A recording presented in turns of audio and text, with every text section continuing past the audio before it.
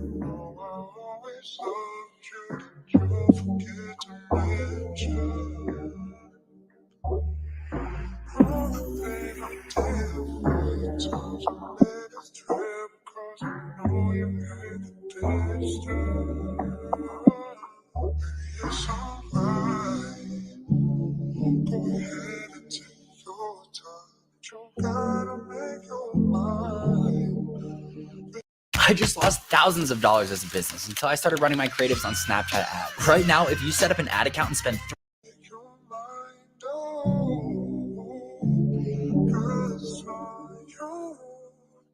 Tell me what you wanna do.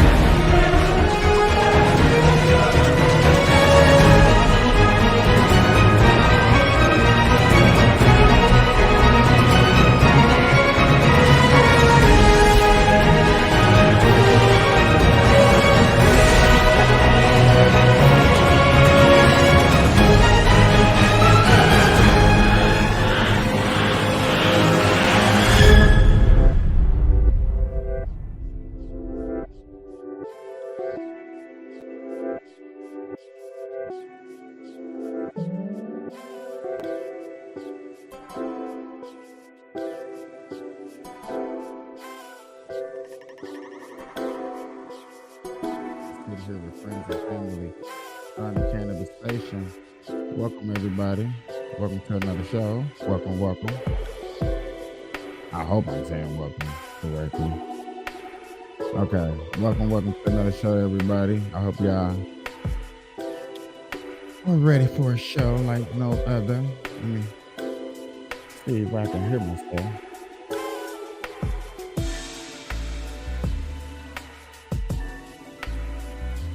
Okay, so we can hear each other. That's cool. Welcome, y'all. Appreciate everybody tuning in to another Burn Live show. Good morning, good afternoon, good evening, whenever time you're watching this. I know it's been a while since I've been live. I've technically been having camera problem. I've been having technical difficulty. So before I had got live, I had to make sure that everything was right, at least up to par. At least up to par. When before I came back live and did my little thug thizzle with all of you guys, you know what I'm saying? I do miss going live daily on a daily show, and normally what we do. Now, when I say Merc Wayne, we're keeping you connected is to keep y'all in tune with the news. The news and things that are going on in today's society and what's going on. As you see the war that's going on. You got two wars going on. Then you got the immigrant crisis that's going on here. And then you got I've been sitting back just getting a lot of reports and sitting back thinking before I just get off into showing videos or putting my opinions on things. I really had to do some research and sit here and get some information, like what would be good enough for me to really want to come in here and pick a topic or pick a show or do something that I really want to do and talk to you guys. And first of all, I wasn't going to be able to even come in here and talk to you guys in the get-go because I was having technical difficulties. So that did give me extra time to actually come up with things to talk about and things to discuss. Now, me having this problem that I was having right now, I really didn't prepare myself. It's just really me coming in here, and I'm not gonna lie to you, we just gonna freestyle this on out. Probably pick a couple of topics to record to make sure that everything is going okay, but also getting into some things that are actually going on.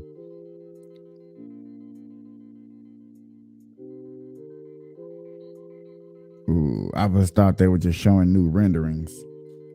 I was watching I was just watching this guy that was talking about immigrants in New York City. He was actually showing the backgrounds. He was showing things that was going on out there and how bad it is, and taking people's questions and trying to answer questions the best way he could. I thought it was cool. I thought it was awesome, showing you the deficits of how deep it is. Also telling us when he do talk to these people, how they're not leaving much information and much things to talk about because they don't want to talk.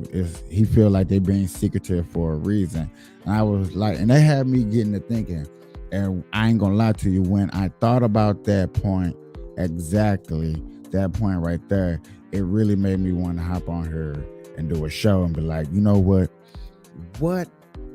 conspiracy could they be hiding behind each other to make them not want to sit up here and be friends with somebody, or invite all these circumcisers over here but not tell us the right information. I know a lot of people can sit up here and be like, I don't trust the government and stuff like that at all, and this is not what I am looking for. And I understand this may not what you be looking for. You may not trust the government. You may think they're trying to scam you, and that's totally understandable. You know what I'm saying? There was once upon a time that I thought the government was all bad. Now, I'm not here to say let's follow the government and do everything the government wants us to do. No. I want less government, more of us, the people, me and you, us. Cheers. I'm finna fire my weed. Oh man, I had a hard time rolling this blunt.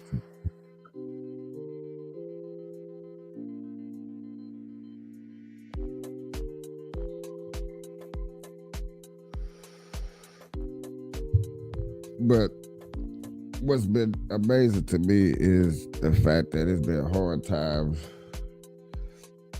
and we sit up here, we like, hey, you know what? We got all these crazy things actually going on and taking place. Now I got a live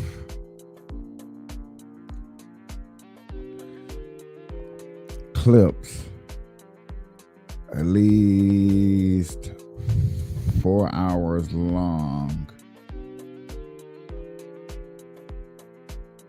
4 hours long. It would look like 5 hours long of Israel.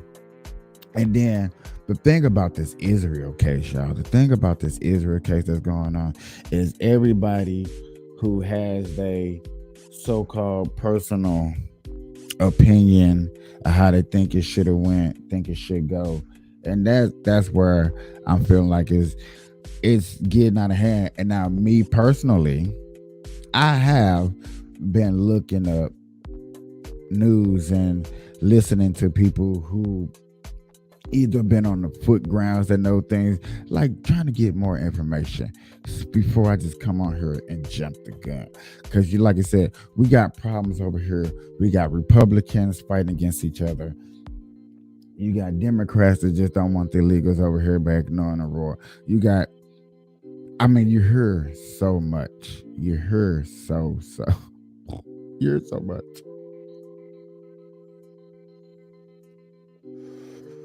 It is like how to take it all in. Who do you trust? Who's gonna try to get you the right information? Who? Now, understandable. Like, I just be following the news. This is the only time where the news and some of the reports that you hear in podcasts almost matches up together. And it amazes me.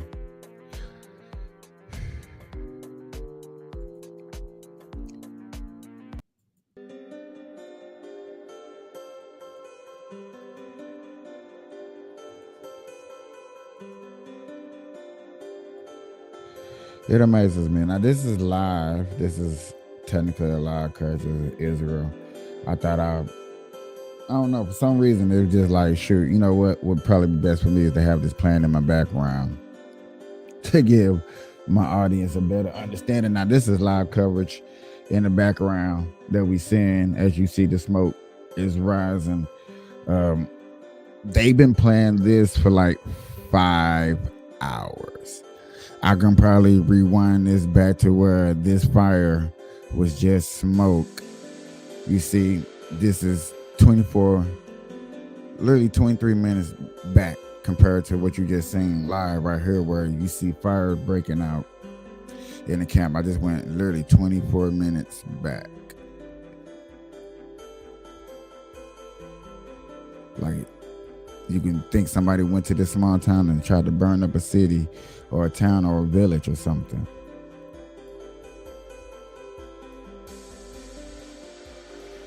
But yeah, as you see, like I said, this is live time. I would try to find a story to cover that was talking about what was going on and stuff like that, but obviously I can't find it. Well, I didn't look hard enough. Let me try to really, really find. It was one story that stuck out. It was one story that stuck out for real, y'all. That really stuck out, and I thought it was a good definition or a good explainer of what's going on.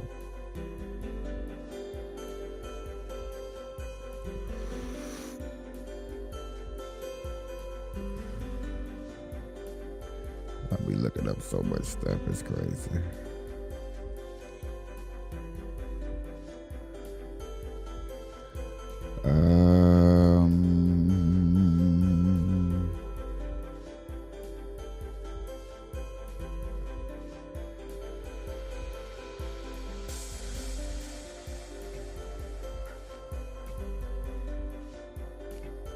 That was more about journalism, freedom of speech. Hold on, y'all. Give me a second. I'm looking. I guess I am trying to get myself.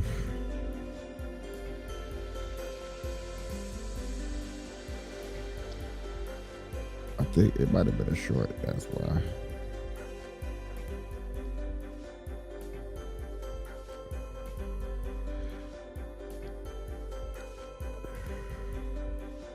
Responsibility for this is mine. Tonight, Hamas war. And there is late word that President Biden may travel to Israel as early as this week. Secretary of State Antony Blinken already on the ground here tonight, leading the push for a diplomatic resolution to the crisis. Meeting with Prime Minister Benjamin Netanyahu and his war cabinet, the group forced to take shelter twice after rocket alerts sounded. The U.S. tonight also pushing for the opening of Egypt's border crossing with Gaza to allow Americans and others to leave Gaza and allow vital this seems like a way better camera system program that I with found Israel out. I can't wait postured to to my wage a engineer full-scale ground assault at any time in Gaza, Hamas has posted video of an Israeli woman it claims is one of the hostages it holds. Now, this Hamas thing is really where the terrifying parts come into play. And what are we seeing? Like I said, when we show you the live footage and stuff like this, and people on the streets and the combat. And now, I seen footage not too long ago. They have footage out there of Hamas in training before they went to war. So it's so much going on out there that are not telling us that you can think that is really going on. And then you really want, I'm gonna let this story right here. It's breaking news. Thank you. Yeah. We're following some breaking news right now. Let's get this late update. I'm Peter Alexander with that breaking news late tonight. Secretary of State Antony Blinken, currently in Israel, announced that President Biden will travel to Israel on Wednesday of this week. It is a dramatic show of... Now, this is like everybody on the conspiracy theory wall. Now, they can announce globally that the president is taking trips. Like, if people really wanted to hit America and get us or attack our president or take somebody hostage that was worth taking hostage, wouldn't y'all announce the president going to Israel? It'd be like, oh my God, this is the time to attack. So yes, I am looking for some weirdness. Or I know it's probably, like I said, I'm witch hunting. Okay, I'm witch hunting. Not to say that I want this to happen, but it amazes me. It amazes me what they do to announce things and how they solidarity and an in-person opportunity to demonstrate his commitment to Israel's security. Biden is making the trip at the invitation of Prime Minister Benjamin Netanyahu, and Secretary Blinken also announced that the U.S. and Israel have agreed to develop a plan to enable humanitarian aid from other countries and aid groups to reach the civilians in Gaza and to work to create areas to keep them out of harm's way. And we have just learned that the president will also fly to Jordan during his visit, where he'll meet with the leaders of Jordan, the Palestinian Authority, and Egypt. That's the latest breaking news. Now back to you, Lester. There is breaking. For the people that are watching my show and that's going to watch me the first 20, 30 minutes, I had the debate on her. And it was like the most views I ever had on YouTube. And if people can go back to that debate and remember the debate,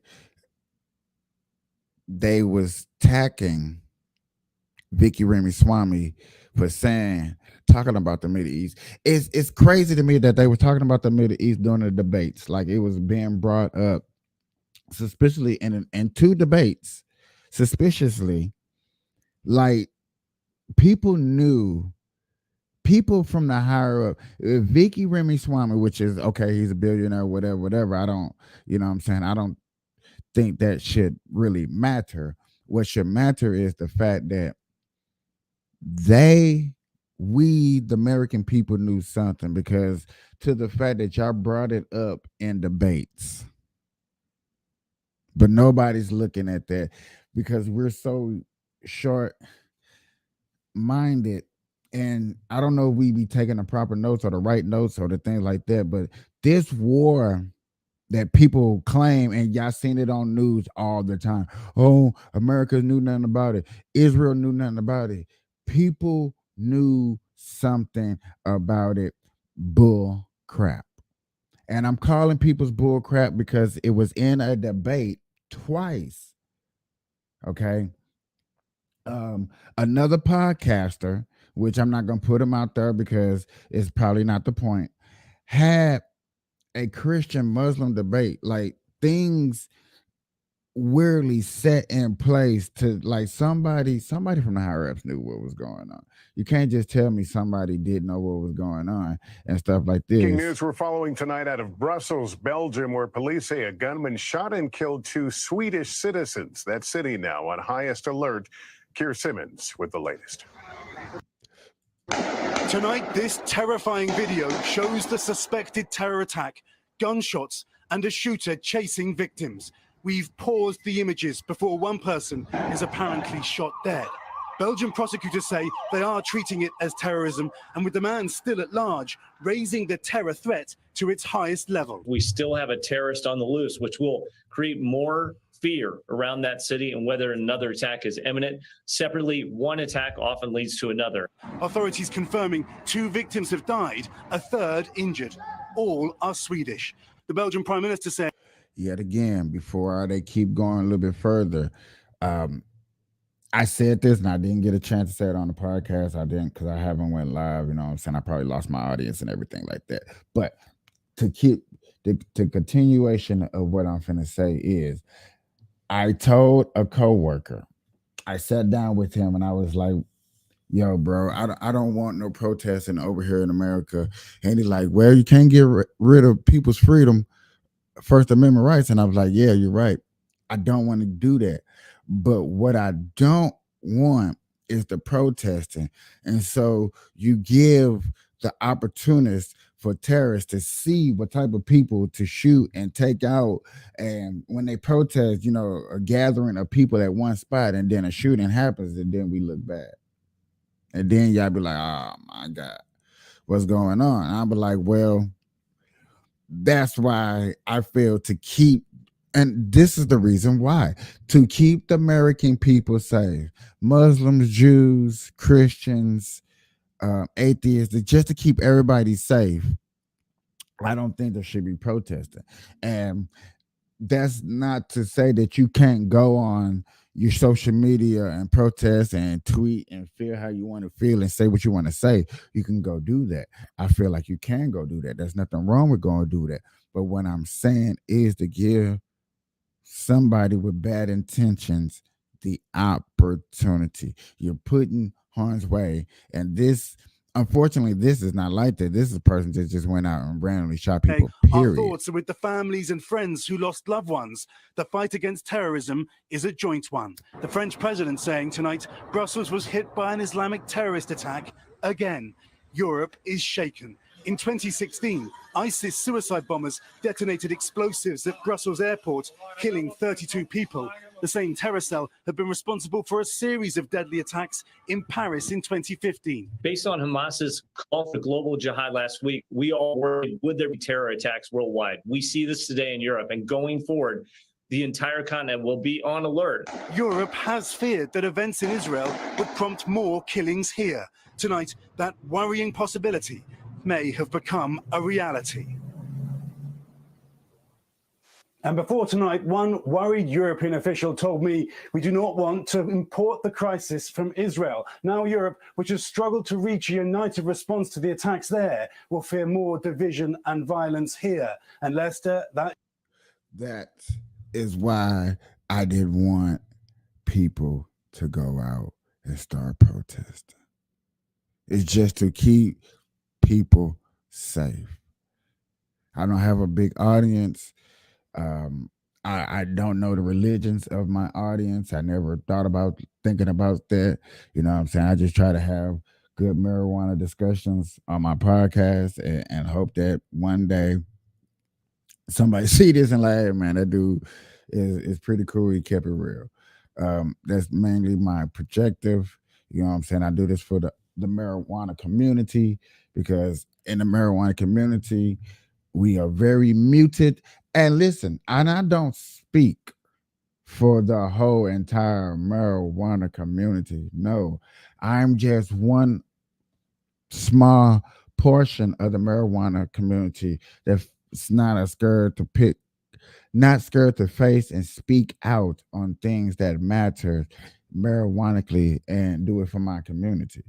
You know what I'm saying? I don't want to shy away from things that I feel is necessary, things that I feel that I believe in. Like, no, I think it should be something better. Okay. Now, when you think about here, what's going on here in America, you know what I'm saying? It's a lot of weapons easily to get to access to. And people are emotionally moved. Easily emotionally moved. So therefore, I would suggest, hey, maybe, just maybe, not today.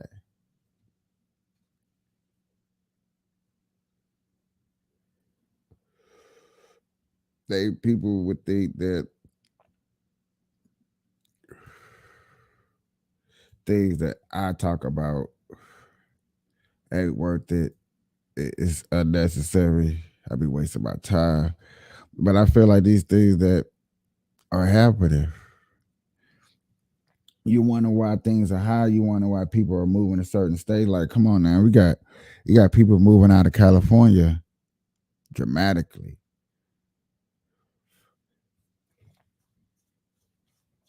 You know,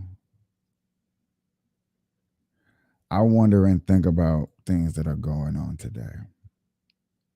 And like, yes, these things took time. It took time for this stuff to get in, to set into place. It took mind warping. It took people to slowly, hey, you think this is cool, you think this is right, let's try this, let's try that.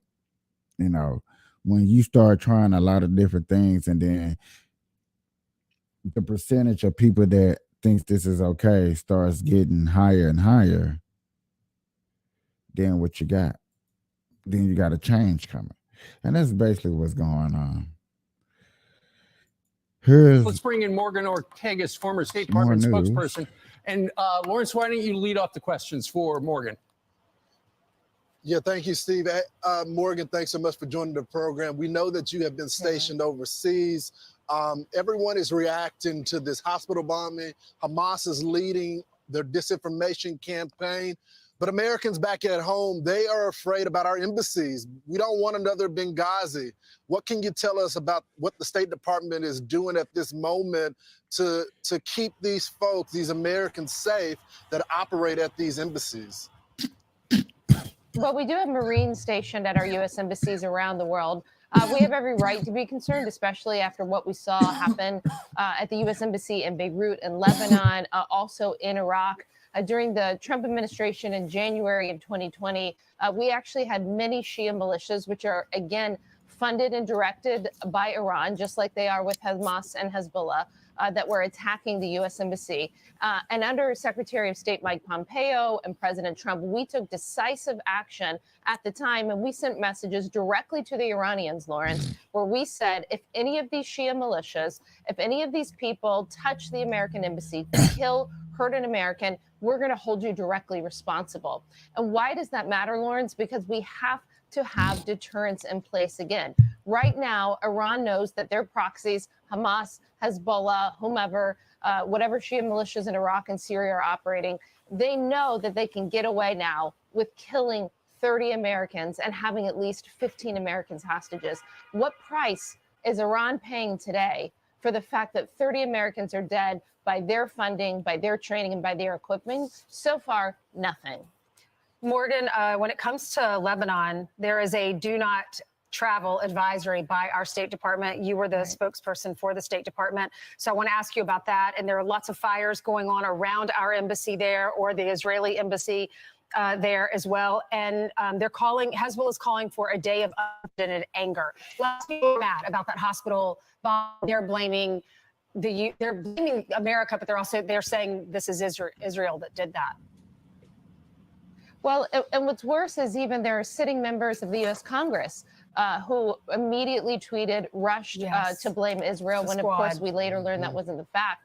And when you look actually at those tweets from Rashida Tlaib, for example, I found the tweet that she issued against President Biden to be incredibly threatening. I mean, language that I just do not think a member of Congress should be using for the president for his stance.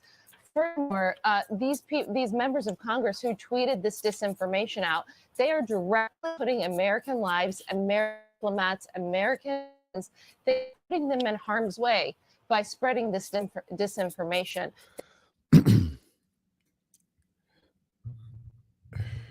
Information is information. Disinformation, I understand. Everybody, it's like right now, it's like the media wants to play the spy game. Everybody wants to play the spy game. Everybody wants to play I'm the most corrected person. I give out. I don't mess up. I don't make mistakes. Let's quit playing that we're perfect, because nobody's perfect. First and foremost, I'm sorry about that, but let's do that. Let's quit playing and saying that we're perfect and we get out the best news. I don't care. They should immediately what news delete coverage these tweets. They should apologize for the disinformation, and they should understand That's that the their problem words that I'm have having. consequences. There are ramifications. And if any American service members or forbid are harm's way, part of it is due to the disinformation that is being spread, not just by the region, not just by terrorists, but by some of our own members of Congress. It's highly irresponsible. Hey, Morgan, how many billions do we give Jordan? How many billions do we give Egypt?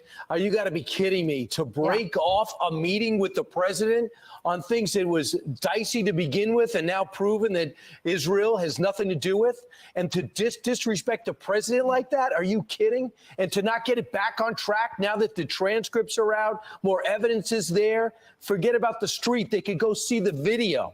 It's online. And to disrespect the president is disrespecting this country. I mean, there's got to be something you could do to take a hard line behind the scenes to let him know I'm in the air. You cannot cancel this meeting. Yeah, I think I feel the same passion as you do about it, Brian. It was just sort of unbelievable. I can't think of an instance. See, now this is rallying up the American people. This is rallying up the American people. This talk, this rhetoric, this vocal meaning of a situation. Yeah, that camera view is horrible. My bad, y'all. I don't know what's going on. Actually, I see how bad that looks. But that video right there, saying, telling people that the president got disrespected and stuff like that, is very bad and very influential, to where it's going to get people riled up. Now people of America is going to be pushing back and trying to correct and saying who's right, who's wrong. This is what I be talking about. Like, I know we're involved somehow. Like, don't get it twisted. I'm not going to sit up here and say that we're not involved in stuff like this. I'm not going to sit up there and say that we're not. But I am going to sit up there and say that the morality of getting us, provoked and seeing what's going on and want to sit here and get rah, which that's what that's going to do. All news coverage is going to do that and push with that. Oh, the president was ignored and you can't be ignoring the president. You don't. And we claim to know what's going on over there because we hear the reports, but truly don't know what's going over there. Okay, look, what's this? Recordings just got better. Hey, it's Dana from StreamYard. I'm so excited to announce that And President Biden is in Israel today, meeting with the country's wartime cabinet. It's a show of solidarity as Israel's military preps for a ground offensive against Hamas. NBC's Jay Gray is in Tel Aviv this morning. Good morning. President Biden on the ground here in Tel Aviv, though the scope of his trip has changed dramatically during his time in the air to get here. He is, of course, meeting with Israeli leaders and their war cabinet later in the day. What he will not be doing is holding a summit with his Arab allies here. He will not make a trip to Jordan that was initially planned. And all of that was designed to really talk about and try and tamp down any violence from spreading into a wider military conflict across the region. Of course, there is big concern right now on the northern border with Lebanon as we see troops and equipment building at that border. We've seen firing back and forth between the two sides with casualties on both sides with soldiers involved there. And so that's something that everyone is watching very closely, and the tension as well as the fighting escalating there right now. Hundreds killed in that blast overnight at a hospital in Gaza. You've got Hamas blaming Israeli airstrikes for that. You've got Israel saying it was a failed rocket launch by Islamic jihadists.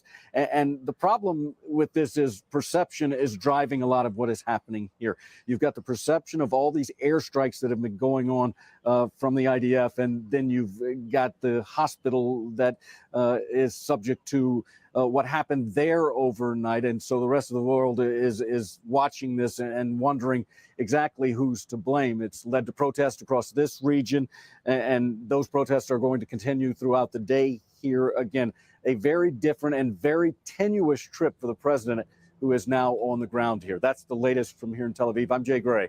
Back to you now.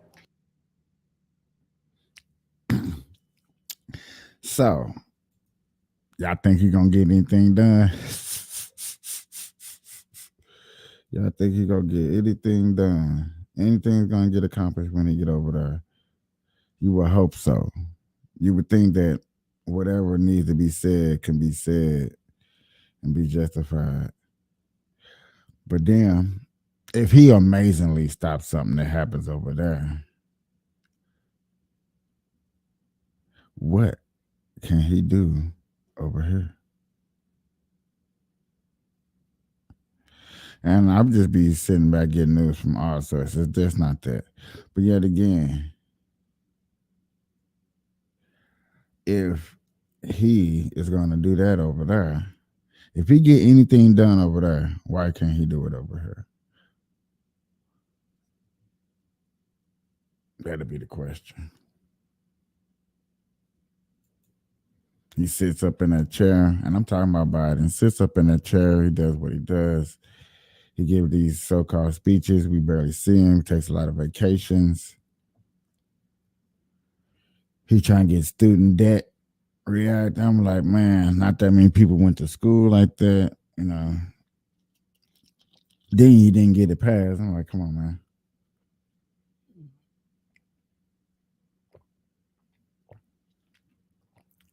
What are we looking for? What are we looking for?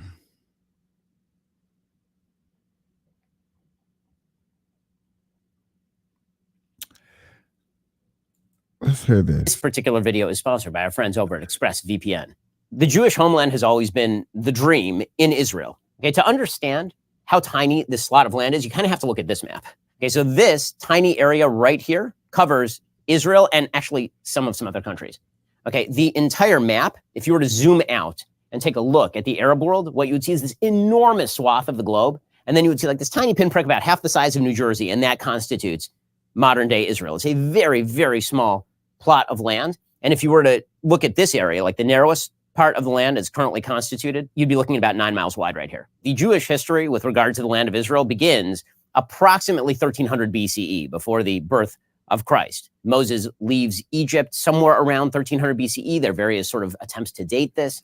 A little bit later in the century, Joshua enters the land. He crosses the Jordan River, right? So the Jewish people go out here. They pass through the Red Sea. They end up wandering around in the desert, and then they enter the land of Canaan, right, which is this whole area. By about 1000 BCE, the kingdom of David is established. Jerusalem is the capital, right? This is the first that Jerusalem matters sort of in world history. Remember, still 1,000 years before Christ. By 957 BCE, the first Temple of Solomon is built. It is built in Jerusalem. Now remember, this is still a good 1,600 years before the rise of Islam. There's a lot of infighting among the Jews. There's a separation between the kingdom of Judah and the kingdom of Israel. Those are two separate kingdoms.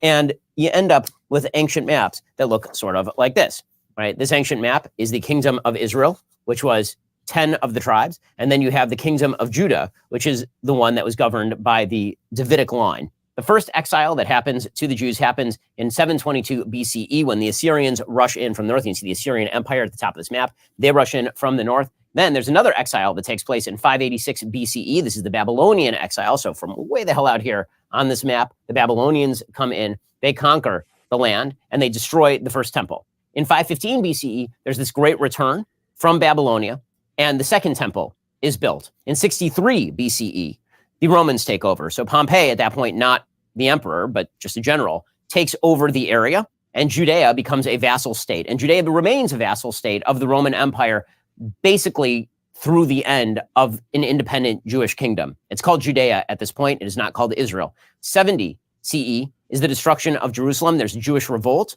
against the Roman government because of bad administrative practices and because of infighting and because of a crackdown on religious practice, and Jerusalem is destroyed. And not only is Jerusalem destroyed, the second temple is destroyed at the time as well. 130 to 136 CE, there is a massive revolt by the Jews under a general named Shimon Bar Kokhba, Simon Bar Kokhba. The Bar Kokhba revolt was extremely damaging to the Roman Empire. They had to expend extraordinary resources in order to stop the Bar Kokhba revolt, which is why it was almost an independent kingdom for a solid 4 or 5 years there. They renamed the area Palestine as an insult to the Jews. That's why it was named Palestine. So when people say historic Palestine, understand that the existence of Palestine was meant as a name, as an insult to the Jews, who were considered the historic inhabitants of the land. And it is first used in 136 CE, a solid 1,200 years after the Jews first enter the land at a minimum. Now, finally, we get to the founding of Islam. So Islam finally is founded around the 7th century CE. Arabs take over this land in about 636 CE. In 1099, the Crusaders decide that they are going to take back the land. And from 1099 to 1291, the Crusaders are fighting battles with the Islamic world and establish rule inside Jerusalem and inside Israel. In 1291, the Crusaders are defeated, and a Muslim group called the Mamluks take over. They rule for a couple of hundred years. In 1517, the Ottoman Empire, another Muslim empire, takes over the entire area. Now, understand, since the destruction of the Kingdom of Judea, there has not been a single independent state called Palestine set up anytime in here. It has always just been a territory of an outlying empire, and pretty sparsely populated, actually, because there wasn't a lot there, as it turns out. The Ottoman Empire, this entire time from 1517 to 1918, till the end of World War I, during that time, they really didn't want Jews settling in the land, and so they had barred Jewish land purchase. You actually could not buy land in this area if you were Jewish. Jews started to make sort of backdoor deals with local Arabs to buy their land, and so you start seeing Jews trying to escape various places from which they've been exiled for, thousands of years, back to the Holy Land. There's a constant Jewish presence here. Throughout all of these exiles, there's never no presence of Jews in, for example, Hebron or in Jerusalem or in various areas of the Holy Land. But the first major aliyah, which is termed the aliyah in Hebrew, that means to go up, right? Because there's a spiritual rising that takes place when you go to the Holy Land. The first aliyah is around 1882. It's late 19th century, and it's mostly Russians attempting to escape pogroms that are happening in Russia. By 1897, the Zionist movement begins, and this is the idea that there's going to be an independent Jewish state in Israel. It is launched by Theodor Herzl. He's the founder of the World Zionist Organization. He is not a particularly religious Jew. He launches this after the Dreyfus Affair. The Dreyfus Affair was this famous affair in France in which there was a member of the French army who was Jewish. He was falsely accused of spying for the Austro-Hungarian Empire. It unleashed this giant wave of anti-Semitism. He was basically condemned despite evidence because of the anti-Semitism, and Herzl decided, well, anti-Semitism is too strong a threat. The Jews need some homeland to call their own. In 1917, Britain declares the Balfour Declaration. This says there will be a Jewish homeland in the area of Israel. The amount of land that was promised to the Jews was actually not just what is labeled Israel here, but also Jordan, which at this time was called Transjordan, which makes some sense in the sense that the Arab states around it were going to be Egypt, it was going to be Saudi Arabia, it was going to be Syria, it was going to be Lebanon. There are a bevy of Arab states that surround. So we starting to see, and the only reason I'm playing is so we can just understand the history. I think they this is one of the best quick, fast, and hurry up breakdowns that you can see that's going on, that's taking place around this entire region. In 1920, there are Arab pogroms against Jews in Jerusalem. So when people say that there was no conflict between Arabs and Jews until the creation of the state of Israel, that's just a lie. It's not true at all. There were major Arab pogroms against Jews in Jerusalem because Jews wanted to commit the great sin of praying at the Western Wall. This, of course, was not allowed. In 1922, this is post-World War I now, the British are given a mandate over the area of Palestine. They start walking back the promises of the Balfour Declaration. And the Brits separate off Transjordan, and they call it Jordan, and they say that's going to go to the Arabs. In 1929, there's another major riot, another major anti-Jewish riot in Hebron. The British, in response to all of this violence and all of this rioting, they decide they're going to just continually attempt to appease the Arab population in British Mandate Palestine. So they begin restricting land transfers to Jews. In 1937, the Peel Commission suggests a partition plan with control by the British retained of Tel Aviv and Jaffa and Jerusalem.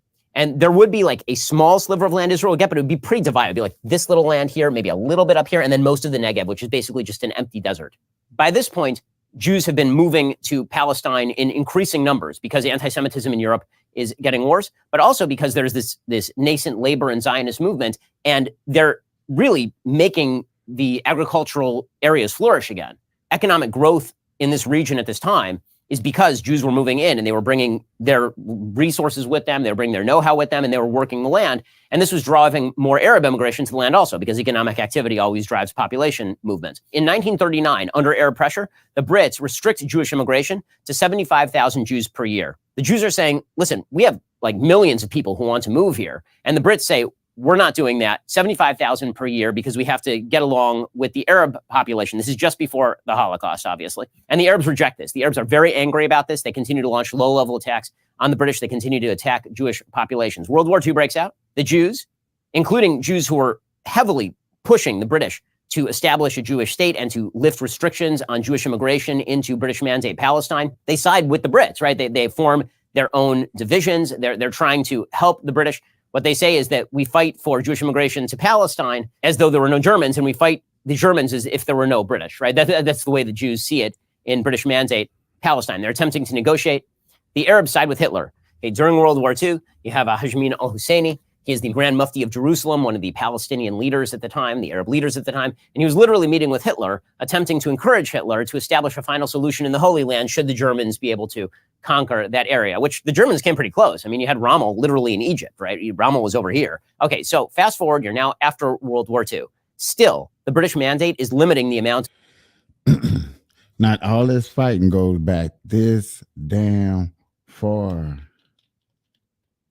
America ain't really established yet that damn good. Of Jewish immigration into British Mandate Palestine, because they're attempting to keep this conflict between the Jews and the Arabs simmering at a lower level. Okay, 1947, there's a UN partition plan, because now the British Mandate in Palestine, they want to end it. They want to withdraw. They don't want to be there anymore. So the UN says, okay, we're going to vote on a partition plan. It retains Jerusalem as internationally governed. Okay, so it would not have been... Look at Ben. Ben said, I'm going to break it down. I think this is very educational. I'm glad that I did take the time out to do this. I hope this goes good. I hope YouTube don't take this down, because this is for educational purposes only. Jewish territory or Arab territory, it would have been internationally governed. It's just this fragmented, ridiculous state. Okay, the state for the Jews would have been like a slice here, a little bit of a slice of the coastal area here, and then the Negev desert down here. The Jews are like, give us whatever you got, right? Whatever you're going to give us, we will take. The Arabs instead decide that they're going to launch a bunch of low-level conflicts. So there's this kind of low-level, quiet war that's going on for about a year, with Arabs attacking Jewish settlements and attempting to kill Jews, and Jews attempting to defend themselves. May 14th, 1948, the British Mandate officially ends. Israel declares its independence, right? This is Yom HaAtzmaut, or as the Arabs like to call it, the Nakba, right? They call it a disaster that Israel was established. The leader of Israel at this time is David Ben-Gurion.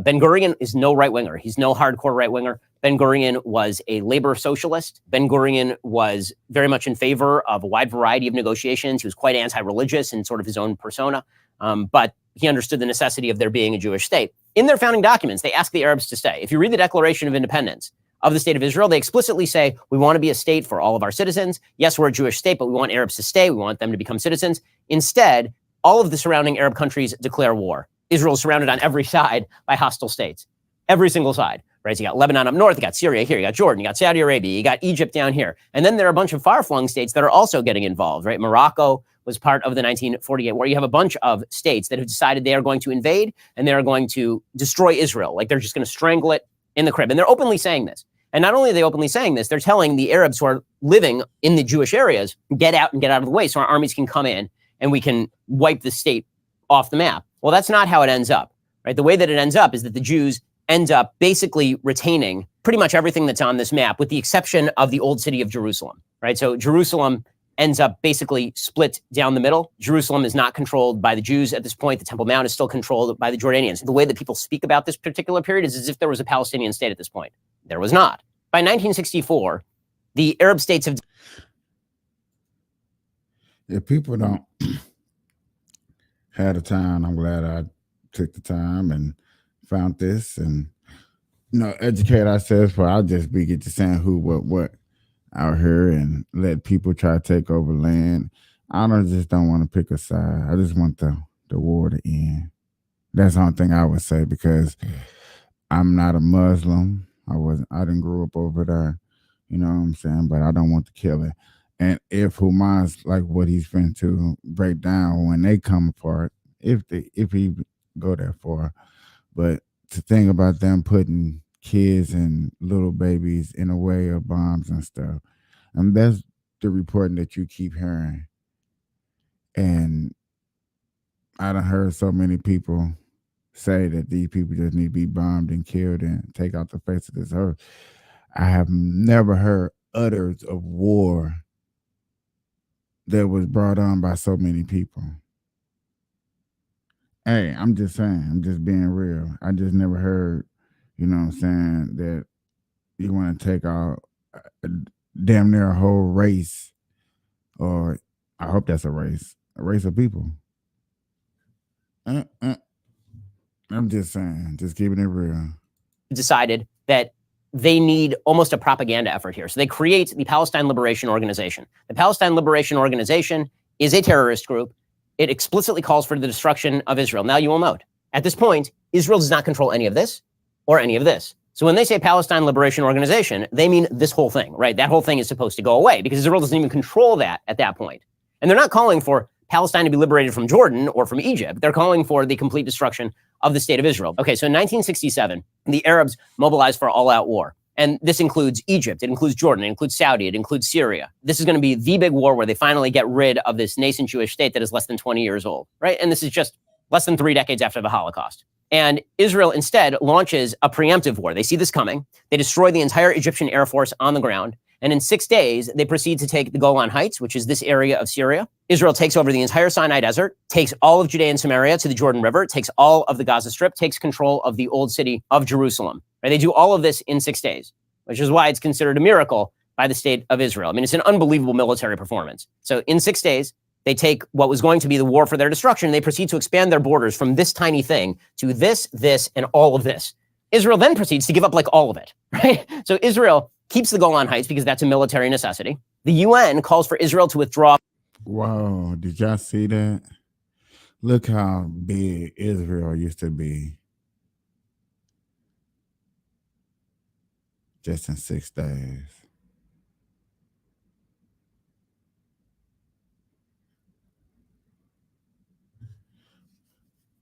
Wow. So Israel keeps the Golan Heights because that's a military necessity. The UN calls for Israel to withdraw from occupied territories. Now, the language here matters if you care about the UN. I don't happen to care about the UN. I think it's a garbage organization. But if you do care about the UN, there's a resolution put forward by the UN Security Council. It calls for Israel to withdraw from occupied territories, not the occupied territories. Now, that makes a difference because if it said the occupied territories, presumably it would mean anything Israel won, it would have to withdraw from if you care about the UN, which you really shouldn't. But it says occupied territories, which means subject to negotiations. The 67 Arab League Summit happens. And they agree in Khartoum, Sudan, on the 3 no's. No peace, no recognition, no negotiations.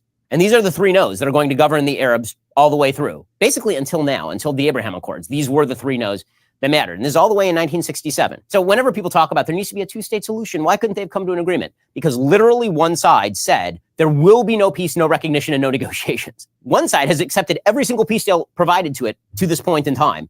And one side has said we will not accept any peace deal. And yet somehow there's a moral equivalency between the two sides. Explain that one. Okay, 73, holiest day of the Jewish calendar, Yom Kippur. Everybody is fasting, everybody is praying, and a surprise attack is launched on the state of Israel. The prime minister is Golda Meir. She gets caught completely by surprise. They were warned, and they didn't take it seriously. Israel suffers extraordinary casualties in the 73 Yom Kippur War, and then once again maintains or expands its borders a little bit. 79, Camp David Accords. Finally, there's a breakthrough. Menachem Begin takes over as prime minister of Israel, a very right-wing prime minister. There were two major parties in Israel at this time, Likud and Labor. This is the first Likud prime minister. And one of the things that he does is he comes to a peace accord with Anwar Sadat, who is the nationalist leader of Egypt. And in those peace accords, Israel gives up the entire Sinai Desert. Israel gives up the entire thing to Egypt in return for basically a cold peace. Anwar Sadat is then assassinated.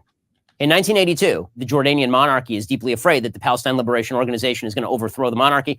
They expel the Palestinians. The Palestinians end up in Lebanon, tens of thousands of Palestinians. Palestinian terrorist groups begin firing rockets over into Israel from South Lebanon. In 1982, Menachem Begin launches a war in Lebanon. Israel ends up basically going all the way up to the capital of Beirut and nearly occupying the entire country. And then they end up withdrawing under international pressure in what is considered sort of a disastrous war for the state of Israel. As always, whenever Israel withdraws from a territory, terrorist groups take over and then threaten Israel. This is the constant pattern. No matter the only time this has not happened is with regard to withdrawal from the Sinai Desert. 1987, the Intifada breaks out. This is the Palestinians in the Judean Samaria. They went through a lot of wars. A lot of wars. So this war that they're going through right now is probably ain't nothing new. And they probably got many more wars that's going to happen further on down the road that's to come. Just to give people a heads up, I could play the whole video, but I'm not. But that was a very well succeeded breakdown.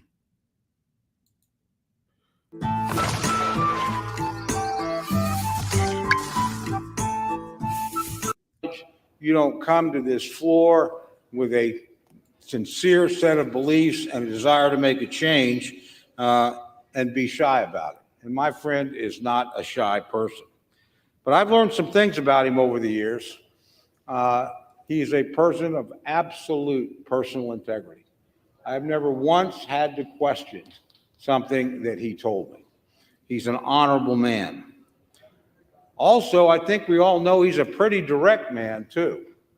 I don't think anybody in here on any issue of any substance would have to guess This is the where see Jim about Jordan is going to who's stand. going to be the Speaker of the He doesn't House. deceive. This is live. He doesn't dissemble. He simply tells you straight up, this is what I believe. This is why I think it's the right thing to do for the country, and that's what I'm going to try and accomplish, and I'm going to work with you in any way that I can to do it. Now, the other thing I think we've found in the last couple of weeks is what it takes to be a speaker. And the one thing I know, never having been one and never having aspired to be one, that it takes a spine of steel to do this job. My friend has that kind of determination, has that kind of character, has that kind of spine. And I think the next speaker is going to need that quality. And I know my friend has it in great abundance. Now, if you're a Republican, it ought to be a pretty easy decision, my friends. You know, this is somebody who believes what we believe and has fought for and shown that over and over again. You know, I first got to know him, a lot of his focus was on spending. That's exactly where the focus of this House ought to be. Now, he's laid out a plan, not just a short-term plan, as to how we deal with the appropriations process. I'm an appropriator. I think I know that that's not the root of the problem. But unlike any other speaker we've had, he's had the courage to talk about a long-term plan and to get at the real drivers of debt. And we all know what they are. We all know it's Social Security. We all know it's Medicare. We all know it's Medicaid. No president of either side has been willing to deal with this. No speaker of either side has been willing to deal with this. My friend, our former colleague, John Delaney, and I offered a plan, I still file it every year. John's not here anymore. To go back and do in 1983 what we did then and address Social Security, we never can get any help. This is a guy that wants to create a debt commission, a bipartisan debt commission, and get at the roots of our spending problem. That takes courage. And Republicans ought to support somebody with that kind of courage. Now, he's not only focused on one thing. I don't know anybody that's done more to highlight and talk about the border disaster that is underway right now as we speak. You know, I had the privilege of serving here when Jay Johnson was Secretary of Homeland Security. I have a very high opinion of Jay Johnson. I think he's one of the finest public servants I ever met. And he was asked on one occasion to define what was a crisis on the southern border. And he said, anytime you have more than 1,000 illegal entries a day, you have a crisis. We have 10 or 11 times that every single day.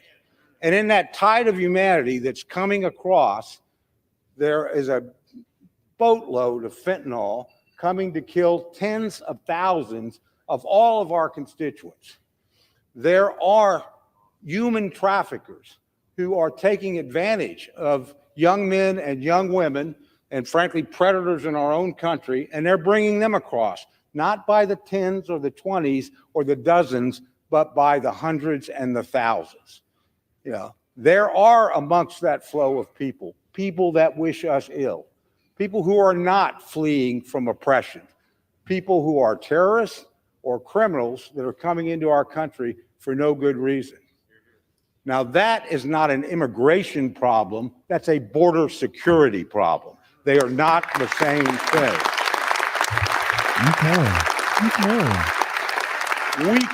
We can debate immigration. That's a worthy debate.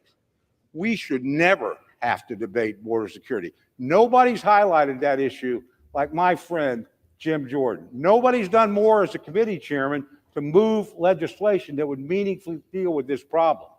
And this, my friends, on both sides of the aisle, but with all due respect, particularly this administration and my friends on the other side, need to look at this. You need to look at this seriously. Don't confuse it with immigration. You ain't going to have immigration reform until we have border security. Cannot be done. This has been the #1 champion of that. It's one of the #1 issues that we have. Finally, I want to talk about something that can bring us together. There are a lot of things we disagree on, legitimately so. Most of us do not disagree about the security of the state of Israel. All of us.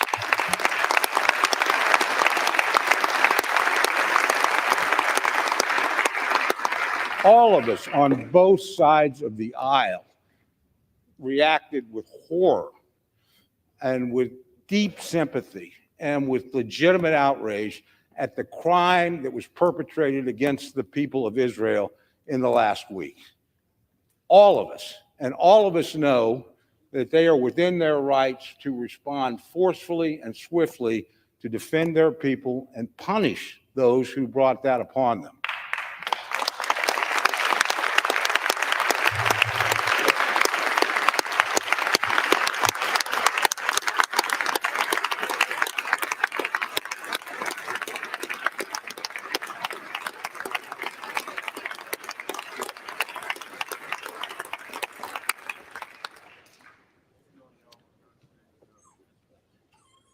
So at a moment of crisis, and we are in a moment of crisis, we should come together and act. And we know we can't do that without a Speaker of the House. Now, it's a narrow majority, but my friends and I are in the majority. And we need to produce a Speaker.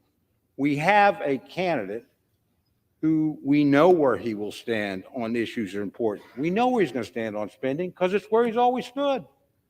Not like he's changed over the course of his career. I know what he's going to do on the border. I've read HR 2. I've seen what his committee produced. And it's not just money, it's policy and change that will provide security for the American people. And finally, and I say this on a bipartisan basis, I know he will stand up for Israel, and I know in that area we can come together. That crisis is on us now. We may get a request almost any time to act. We need to be able to act. My friend will act on that crisis. He's shown it his whole career.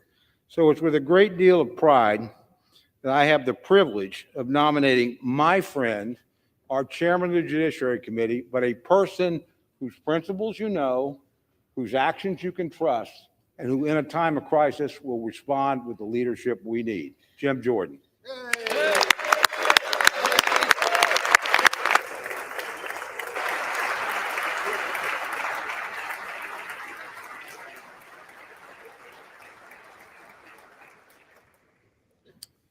The chair now recognizes the gentleman from California, Mr. Aguilar. Mr. Speaker Pro Tem, I rise today at the direction of the House Democratic Caucus to place into nomination for the position of Speaker of the House of Representatives, the Honorable Hakeem Jeffries of New York.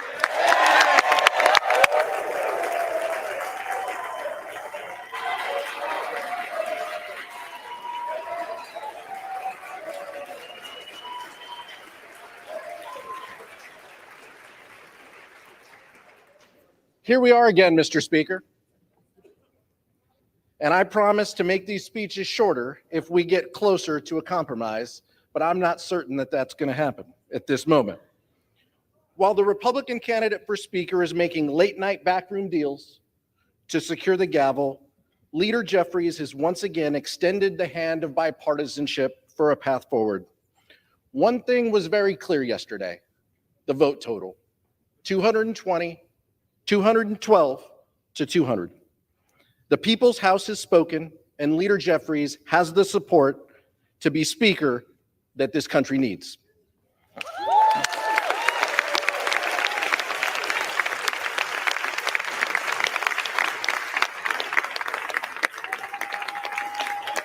Let's see old Nancy Pelosi. Look at old Nancy Pelosi in the background. 212 to 200. No amount of election denying is going to take away from those vote totals. This is why we're having problems. We shouldn't, Mr. Speaker Pro Tem, we shouldn't be surprised at the vote count. I noted yesterday the legislative acumen of the gentleman from Ohio. Would it surprise anyone that in addition to not passing a single piece of legislation, he's never put a piece of legislation that has made it to a committee? The Speaker of the House must be a legislator, and the gentleman from Ohio falls short in that regard. He supports an extreme agenda and is hell-bent on banning abortion nationwide, gutting Medicare, gutting Social Security, and giving cover to January 6th attackers. Those aren't the values that we share. If we don't see a speaker elected in this round, there's going to be another candidate and another internal Republican conference vote and a secret ballot, and the country can't afford more delays and more chaos. 15 days should be enough.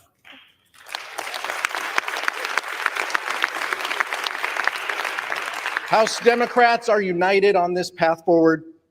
We're united behind Hakeem Jeffries, united to put people over politics, and united to lower costs, create better paying jobs, build safer communities, and defend democracy. And once again, we're coming together to achieve this common goal, and that is to make Hakeem Jeffries Speaker of the House of Representatives.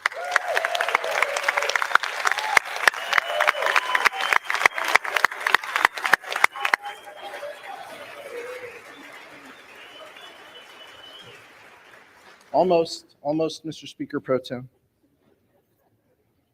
Hakeem Jeffries has done what we haven't seen from the other side of the aisle, and that is to keep a caucus united.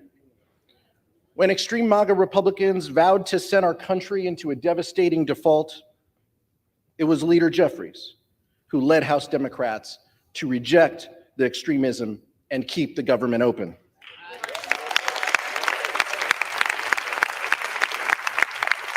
Mr. Speaker Pro Tem, we have the vote totals to back that up.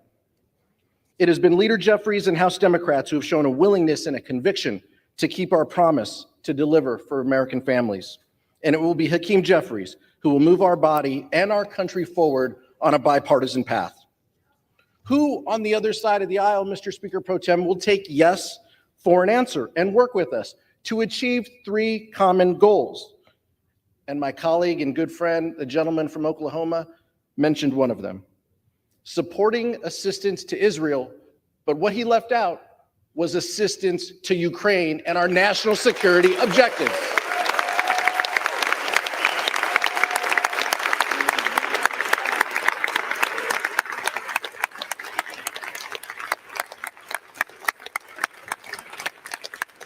Second, above all else, we must commit to keep this government open and functioning.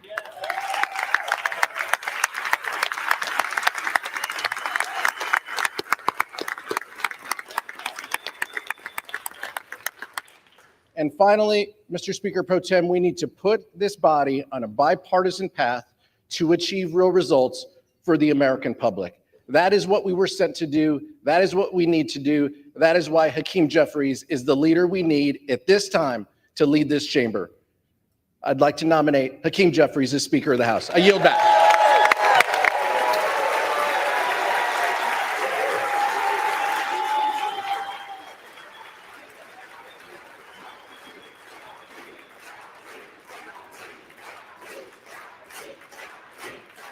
Nice little rally chant. You know what I'm saying? Bunch of cheerleaders. You know, they made the pom-pom squad back in the day.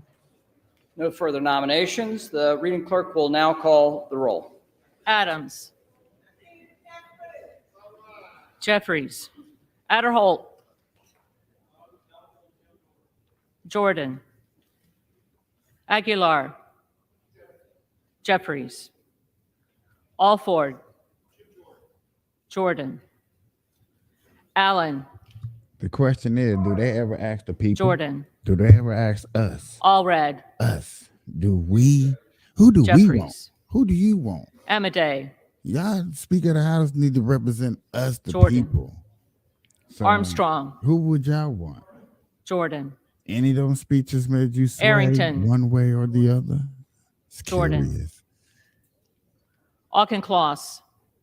What do Jeffries. y'all think? What does it take? Babin. Jordan. Bacon. McCarthy.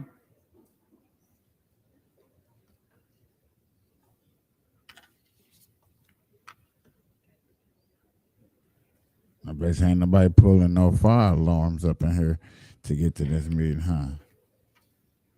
Baird. Jordan. Balderson. Jordan. Ballant. Jeffries. Banks. Jordan. Barr. Jordan. Barragan. Jeffries. Bean of Florida. Jordan. That's the race. Beatty. Moves along. Jeffries. Ladies and gentlemen. I'm just playing. Bentz. Jordan. Getting serious with the voting. Barra. Jeffries. Bergman. Jordan. Beyer. Jeffries. Bice. Jordan. Biggs. Jordan. Bilirakis. Jordan. Bishop of Georgia. Jeffries. Bishop of North Carolina. Jordan. Blumenauer. Jeffries. Blunt Rochester. Jeffries. Boebert. Jordan. Bonamici. Jeffries. Bost. Jordan. Bowman. Jeffries. Boyle of Pennsylvania. Jeffries. Burkeen. Jordan. Brown. Jeffries. Brownlee. Jeffries. Buchanan. Donalds.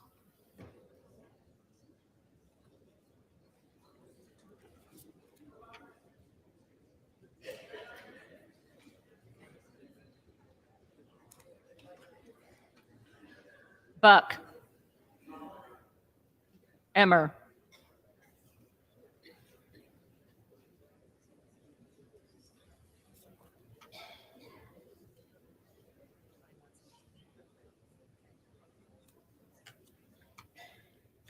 Bouchon. Jordan. Basinski. Jeffries. Burchett. Jordan. Burgess. Jordan. Burleson. Jordan. Bush. Jeffries. Calvert. Jordan. Kamek. Jordan. Caraveo. Jeffries. Carbajal. Jeffries. Cardenas. Jeffries. Carey. Jordan. I've been hearing a lot of Jeffries Carl. on the road, and I heard Jordans. Jordan. There we go. Carson. Jeffries. Did you say King Jeffries? Carter of Georgia. Jordan. Carter of Louisiana. Jeffries. Carter of Texas. Jordan. Cartwright. Jeffries. Kassar. Jeffries. Case. Jeffries. Caston. Jeffries. Castor of Florida. Jeffries. Castro of Texas. Jeffries. Chavez DeRemer. Have you recently been laid off looking for new opportunities? Ocean Corporation provides.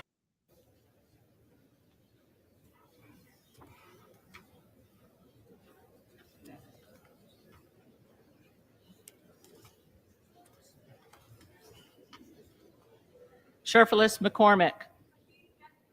Jeffries. Chu. Jeffries. Cisco Monty. Jordan. Clark of Massachusetts. Jeffries. Clark of New York. Jeffries. Cleaver. Jeffries. Klein. Jordan. Cloud. Jordan. Clyburn. Jeffries. Clyde. Jordan. Cohen. Jeffries. Cole. Jordan. Collins. Jordan. Comer. Jordan. Connolly. Jeffries. Correa. Jeffries. Costa. Jeffries. Courtney. Jeffries. Craig. Jeffries. Crane. Jordan. Crawford. Jordan. Crenshaw. Jordan. Crockett. Jeffries. Crow. Jeffries. Sound like Jeffrey might win. I'm just gonna keep it real. Jeffries. Curtis. Jordan. Davids of Kansas. Jeffries. Davidson. Jordan. Davis of Illinois. Jeffries. Davis of North Carolina. Jeffries. Dean of Pennsylvania. Jeffries. DeGette. Jeffries. Dela Cruz. Jordan. DeLauro. Jeffries. Del Bene. Jeffries. DeLuzio. Jeffries. DeSaulnier. Jeffries. Desjardins. Jordan. D'Esposito. Zeldin.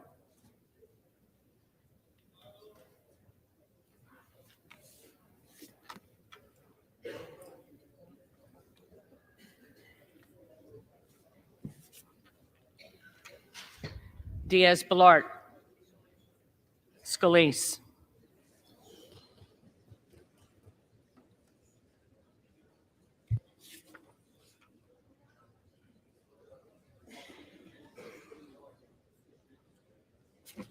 As we get Dingle.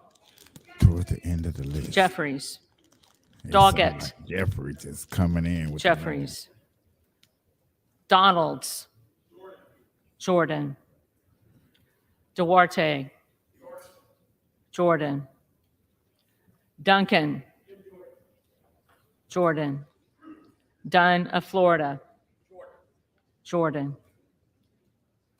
Edwards. Jordan. LZ. Mike Garcia.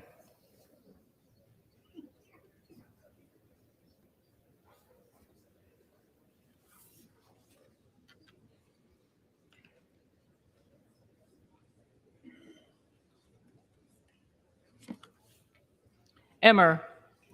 Jordan. Escobar. Jeffries. Eshu.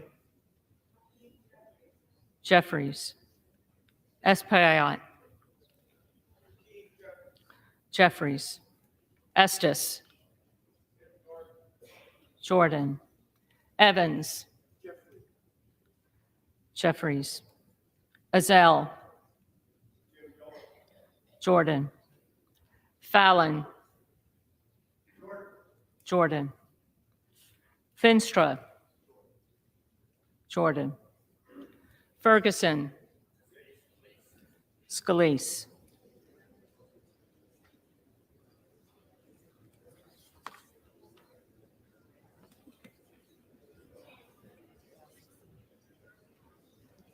Finstad.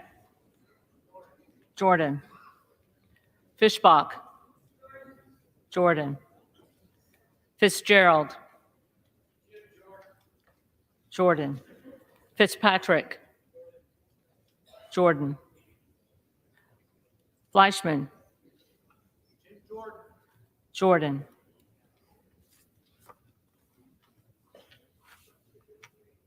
Fletcher. Jeffries. Flood. Jordan. Foster. Jeffries. Fushi. Jeffries. Fox. Jordan. Lois Frankel. Jeffries. Scott Franklin. Jordan. Frost. Jeffries. Fry. Jordan. Fulcher. Jordan. Gates. Jordan. Gallagher. Jordan. Gallego. Jeffries. Garamendi. Jeffries. Garbarino. Zeldin.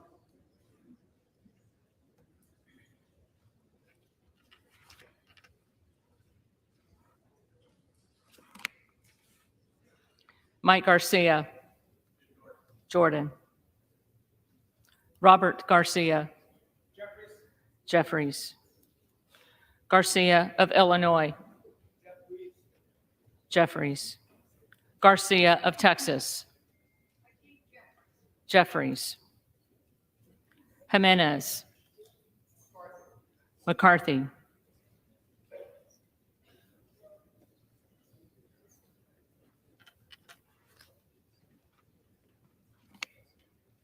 Golden of Maine.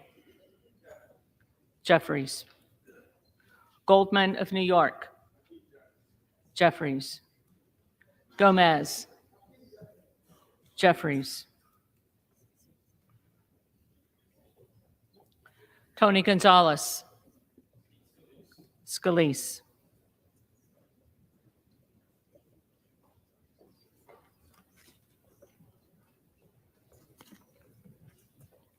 Vicente Gonzalez. Jeffries. Good of Virginia. Jordan. Gooden of Texas. Jordan. Gosar. Jordan. Gottheimer. Jeffries. Granger. Scalise.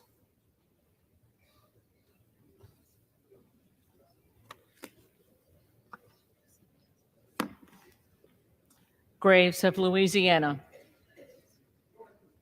Jordan. Graves of Missouri. Jordan.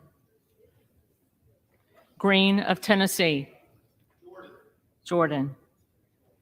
Green of Texas.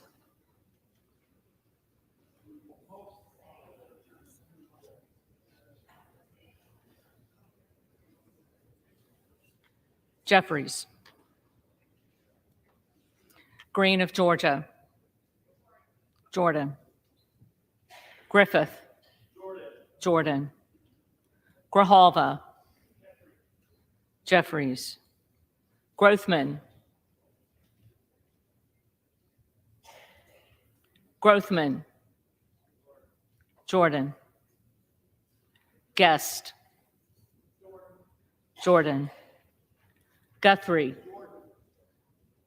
Jordan. Hageman. Jordan. Harder of California. Jeffries. Harris. Jordan. Harshbarger. Jordan. Hayes. Jeffries. Hearn. Jordan. Higgins of Louisiana. Jordan. Higgins of New York. Jeffries. Hill. Jordan. Himes. Jeffries. Henson. Jordan. Horsford. Jeffries. Houchin. Jordan. Houlihan. Jeffries. Hoyer. Jeffries. Hoyle of Oregon. Jeffries. Hudson. Jordan. Huffman. Jeffries. Huizinga. Jordan. Hunt. Jordan. Isa. Jordan. Ivy. Jeffries. Jackson of Illinois. Jeffries. Jackson of North Carolina. Jeffries. Jackson of Texas. Jordan. Jackson Lee. Jeffries. Jacobs. Jeffries. James. Miller Meeks. Candace Miller of Michigan.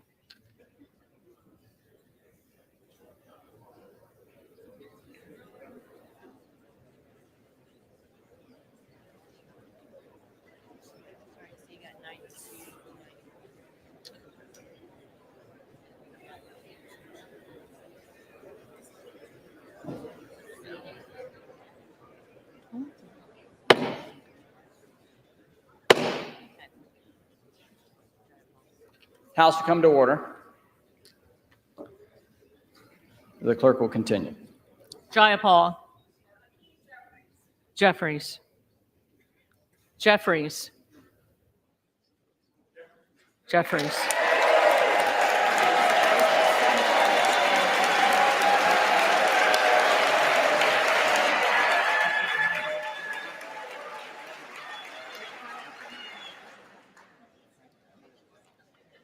Johnson of Georgia. Jeffries. Johnson of Louisiana. Jordan. Johnson of Ohio. Jordan. Johnson of South Dakota. Jordan. Jordan. Jordan.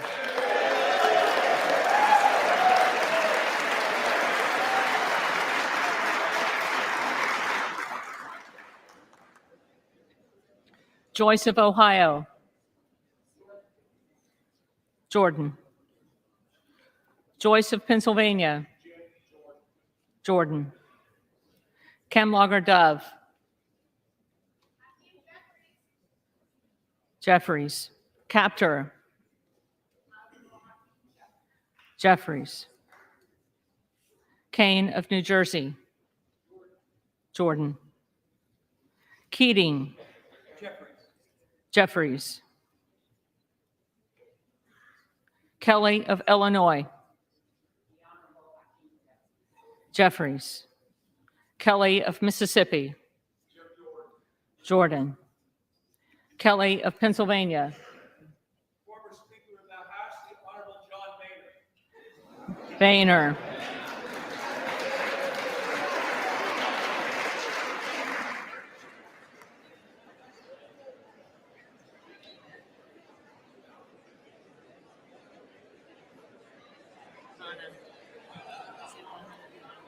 Kana.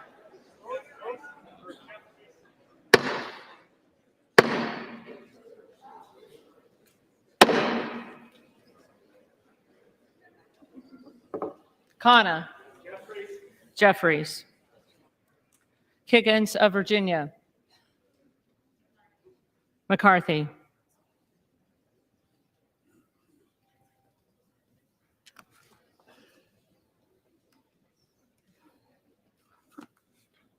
Kildee. Jeffries. Kiley. Jordan. Kilmer. Jeffries. Kim of California. Jordan. Kim of New Jersey. Jeffries. Krishnamurthy. Jeffries. Custer. Jeffries. Kustoff. Jordan. LaHood. Jordan. LaLota. Zeldin.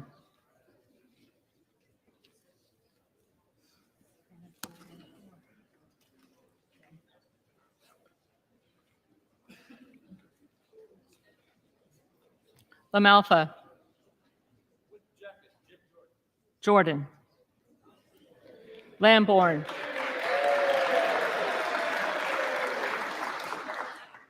Lamborn. Jordan. Landsman. Jeffries. Langworthy. Jordan. Larson of Washington. Jeffries. Larson of Connecticut. Jeffries. Latta. Jordan. LaTurner. Jordan. Lawler. Speaker Kevin McCarthy. McCarthy.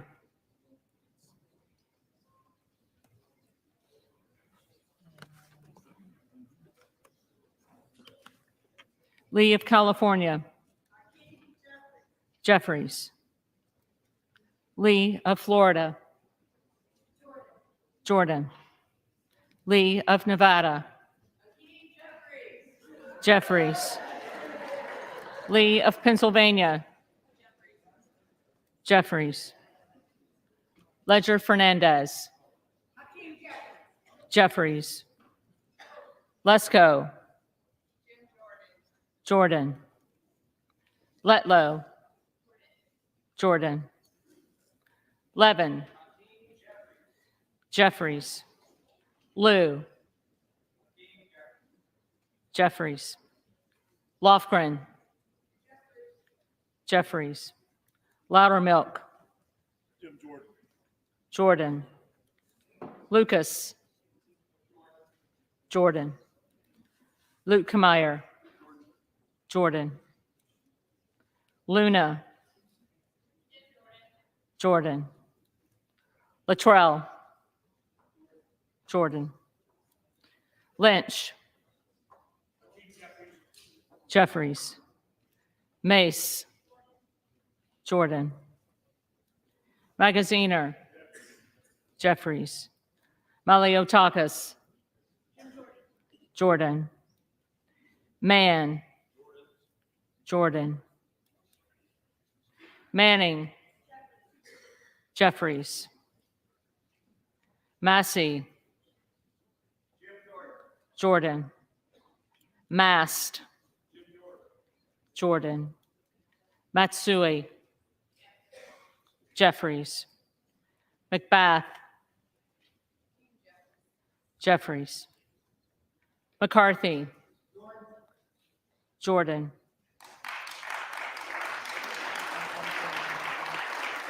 McCall. Jordan. McLean. Jordan. McClellan. Jeffries. McClintock. Jordan. McCollum. Jeffries. McCormick. Jordan. McGarvey. Jeffries. McGovern. Jeffries. McHenry. Jordan. Meeks. Jeffries. Menendez. Jeffries. Ming. Jeffries. Muser. Jordan. Mfume. Jeffries. Miller of Illinois. Jordan. Miller of Ohio. Jordan. Miller of West Virginia. Jordan. Miller Meeks.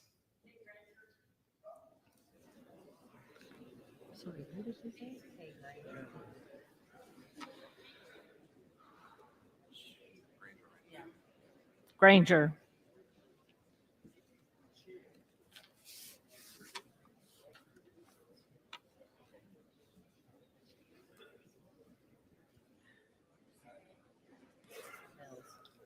Mills. Jordan. Molinaro. Jordan. Molinar. Jordan. Mooney. Jordan. Moore of Alabama. Jordan. Moore of Utah. Jordan. Moore of Wisconsin. Jeffries. Moran. Jordan. Morelli. Mr. Jeffries. Jeffries. Moskowitz. Jeffries. Moulton. Jeffries. Mervan. Jeffries. Mullen. Jeffries. Murphy. Jordan. Nadler. Jeffries. Napolitano. Jeffries. Neal. Jeffries. Nagoose. Jeffries. Nels. Jordan. Newhouse. Jordan. Nickel. Jeffries. Norcross. Jeffries. Norman. Jordan. Nunn of Iowa. Jordan. Obernolte. Jordan. Ocasio-Cortez. Jeffries. Ogles. Jordan. Omar. Jeffries. Owens. Jordan. Pallone. Jeffries. Palmer. Jordan. Panetta. Jeffries. Pappas. Jeffries. Pasquarel. Jeffries. Payne.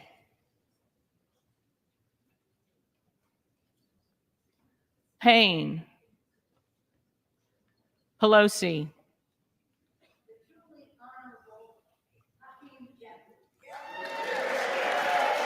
How did Nancy Pelosi get a vote? Jeffries. Peltola. How did Jeffries. she get a vote? Pence. Jordan. Perez. Perez. Jeffries. Perry. Jordan. Peters. Jeffries. Pedersen. Jeffries. Pfluger. Jordan. Phillips. Jeffries. Pingree. Jeffries. Pocan. Jeffries. Porter. Jeffries. Posey. Jordan. Presley.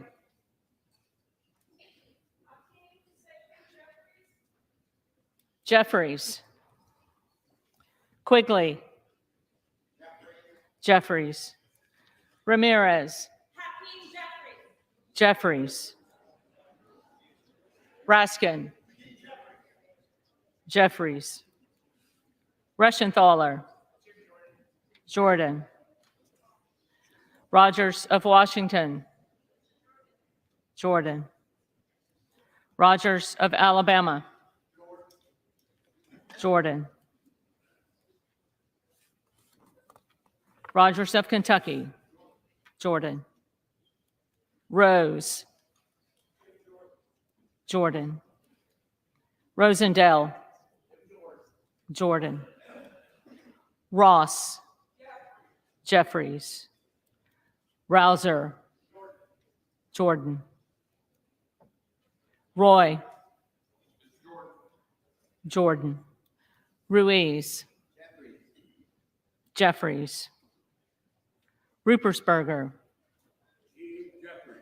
Jeffries. Rutherford. Scalise.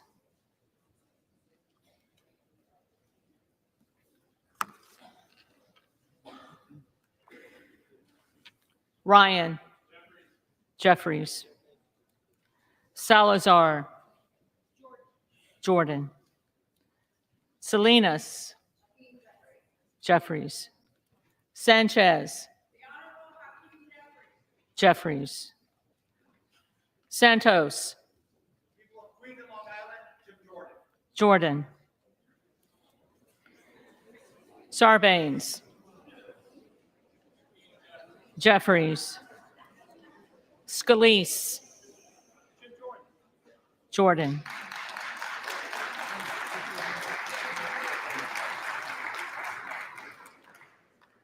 Scanlon. Jeffries. Schakowsky. Jeffries. Schiff. Jeffries. Schneider. Jeffries. Skolton. Jeffries. Schreier. Jeffries. Schweikert. Jordan. Austin Scott. Jordan. David Scott. Jeffries. Scott of Virginia. Jeffries. Self. Jordan. Sessions. Jordan. Sewell. Jeffries. Sherman. Jeffries. Sherrill. Jeffries. Simpson. Scalise.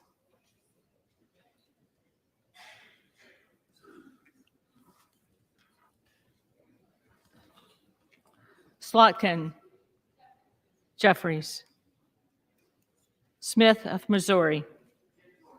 Jordan. Smith of Nebraska. Jordan.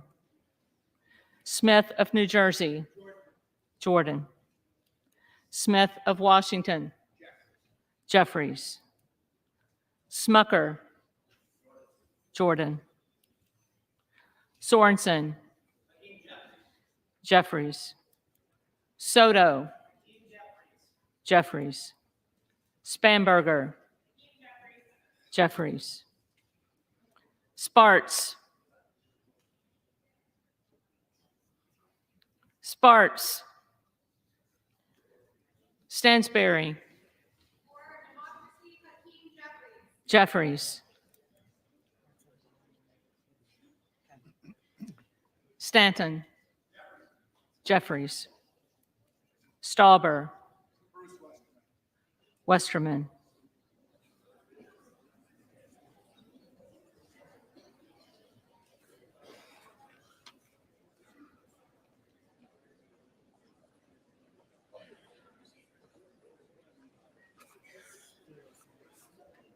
Steele. Jordan. Stefanik. Jordan. Style. Jordan. Stubbe. Jordan. Stevens. Jeffries. Strickland. Jeffries. Strong. Jordan. Swalwell. Jeffries. Sykes. Jeffries. Takano. Jeffries. Tenney. Jordan. Tanadar. Jeffries. Thompson of California. Jeffries. Thompson of Mississippi. Jeffries. Thompson of Pennsylvania. Jordan. Tiffany, Jordan. Timmons, Jordan. Titus, Jeffries. Talib, Talib. Takuda, Jeffries. Tonko, Jeffries. Torres of California, Jeffries. Torres of New York, Jeffries. Trahan, Jeffries. Trone, Trone. Turner, Jordan. Underwood, Jeffries. Valadeo, Jordan. Van Drew, The Honorable Jim Jordan. Jordan. Van Dyne, Jordan. Van Orden, Jordan. Vargas, Jeffries. Vasquez, Jeffries.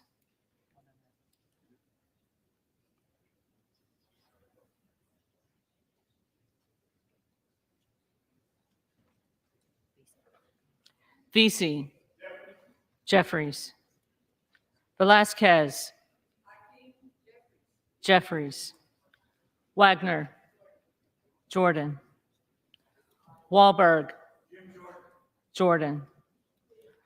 Waltz, Jordan. Wasserman Schultz, Jeffries. Waters, Jeffries. Watson Coleman, Jeffries. Weber of Texas, Jordan. Webster of Florida, Jordan. Winstrup, Jordan. Westerman, Jordan. Wexton, Jeffries.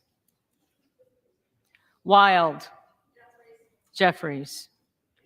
Williams of Georgia, Jeffries. Williams of New York, Jordan. Williams of Texas, Jordan. Wilson of Florida, Jeffries. Wilson of South Carolina, Jordan. Whitman, Jordan. Womack, Scalise.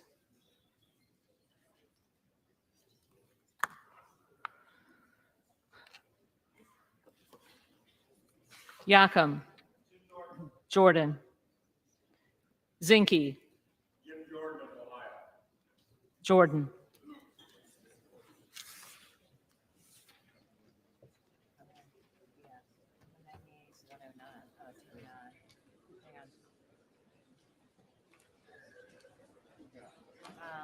We got to go back through. I got Payne missing. I got Sparks missing. And I got Talib missing. And Trey. Okay. So you should have 4 missing.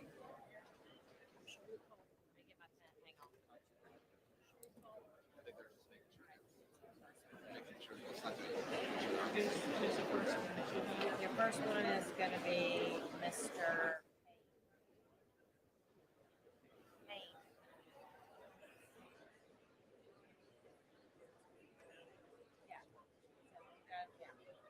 So she'll call him.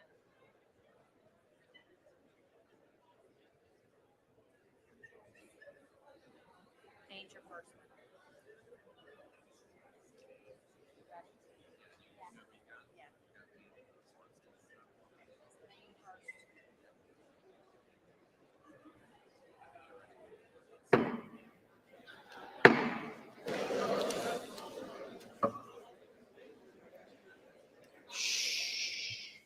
The reading clerk will now call the names of the members who did not answer the first call of the roll. Payne.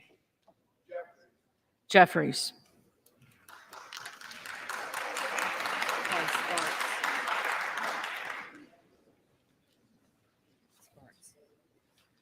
Sparts.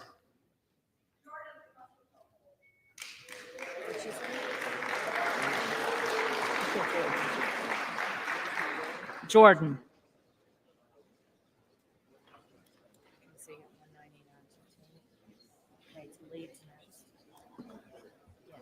Talib.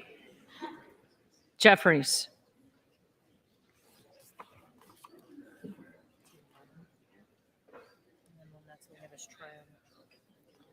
Trone. Jeffries.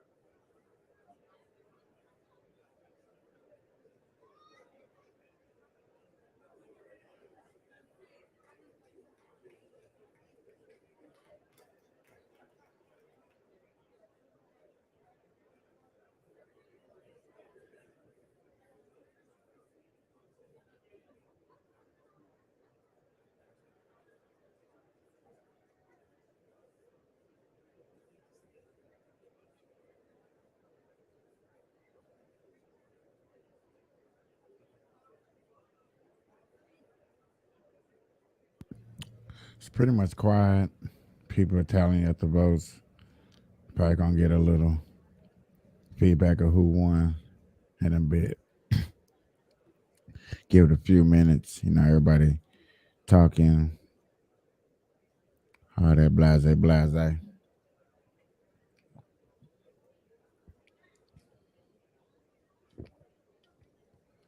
You can really ask yourself if they're taking care of business right now. Are they handling what the people want? Are they taking up your interests? What we think about? Things that we vote about? Or is this a waste of taxpayers' money? Just something to think about.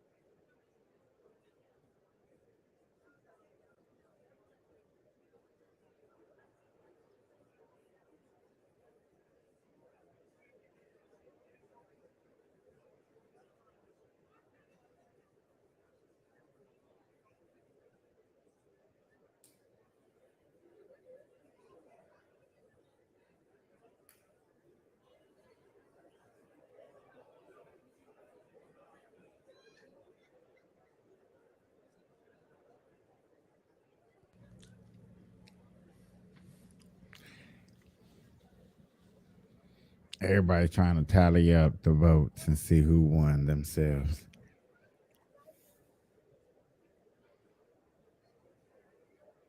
I know who won. I know who won. But this does need to hurry up and get taken care of. It does need to be over with so we can move on with more important things that matter.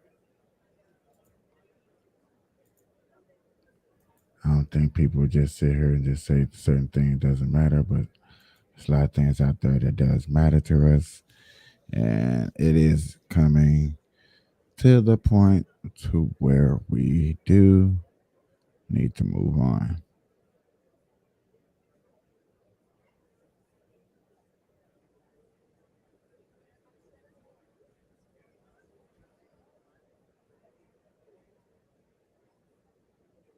I chose Wix for my business because of its massive scope for functionality and freedom.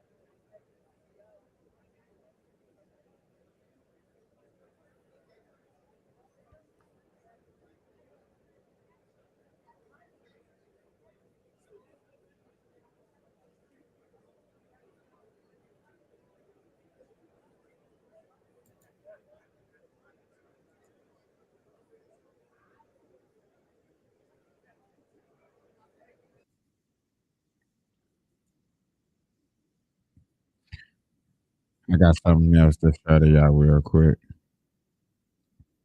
Palestinians are not Hamas. Hamas does not represent the Palestinian people. Hamas uses innocent families in Gaza as human shields, putting their command centers, their weapons, their communications tunnels in residential areas. Palestinian people are suffering greatly as well. We mourn the loss of innocent Palestinian lives like the entire world. I was outraged and saddened by the enormous loss of life yesterday in the hospital in Gaza.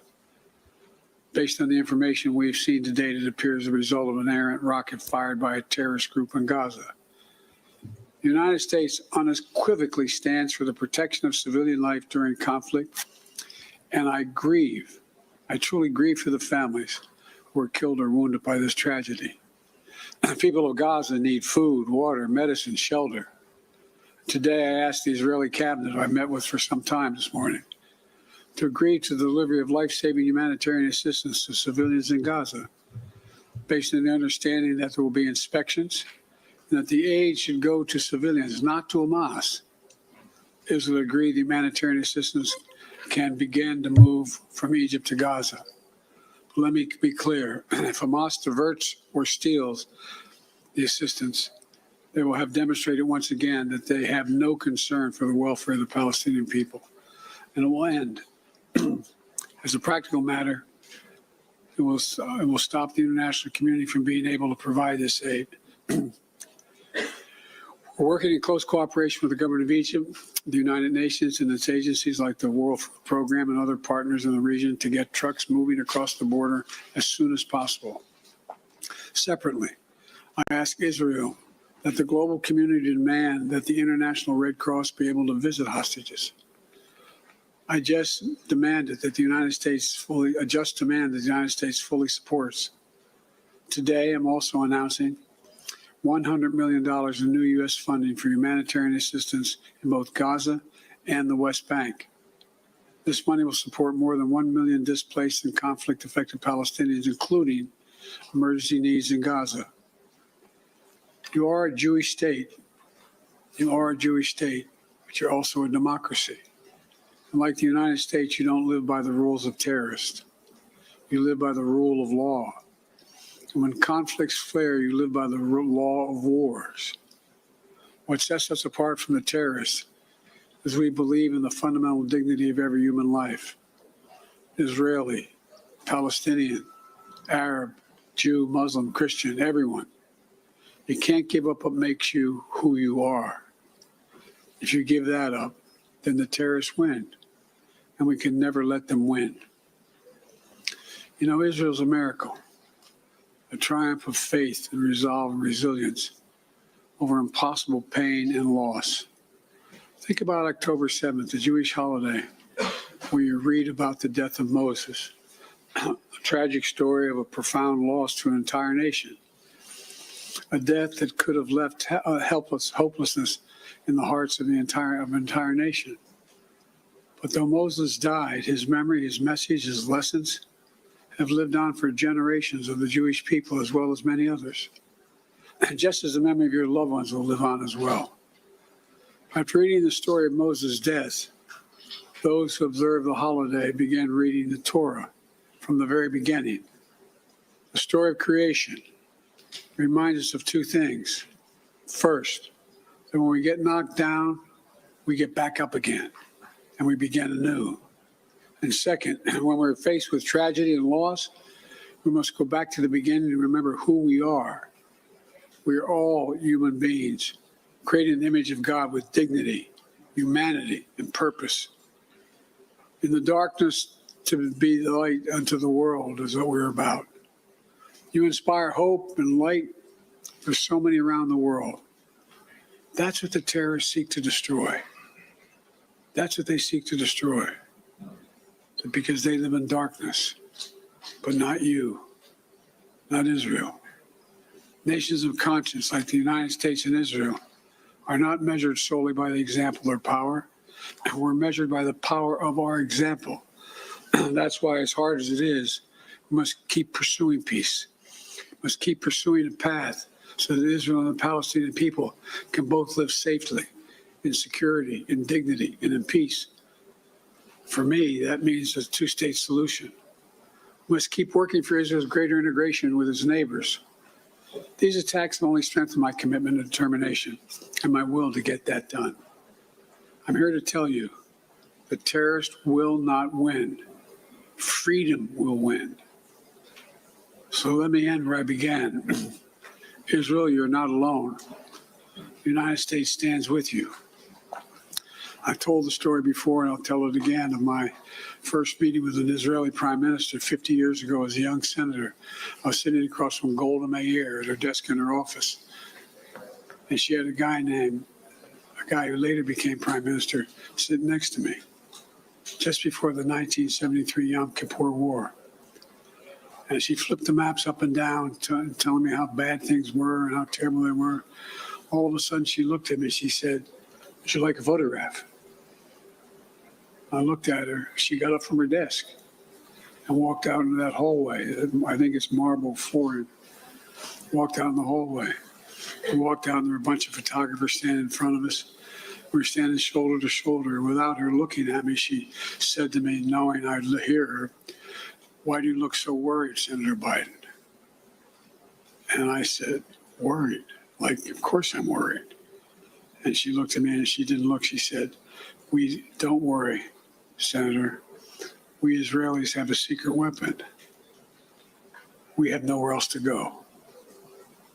Well, today, I say to all of Israel, the United States isn't going anywhere either. We're going to stand with you. We'll walk beside you in those dark days. And we'll walk beside you in the good days to come. And they will come. As you say in Hebrew, which I'm not going to attempt to do because I'm such a terrible linguist, I'll say it in English. The people of Israel live. The people of Israel live.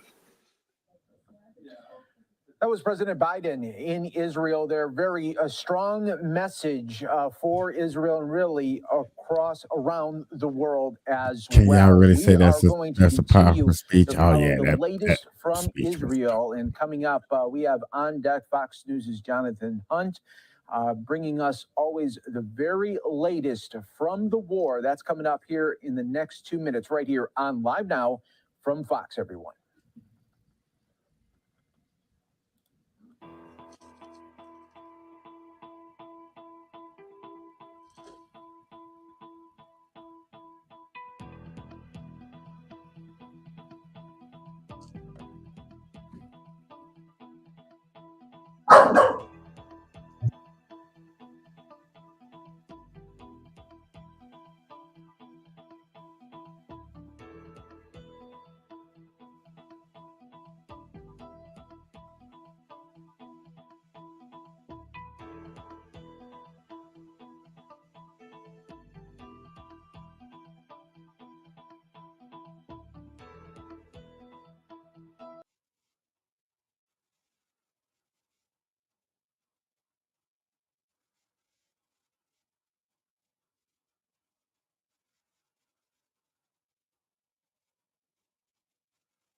received 199. The Honorable Hakeem Jeffries.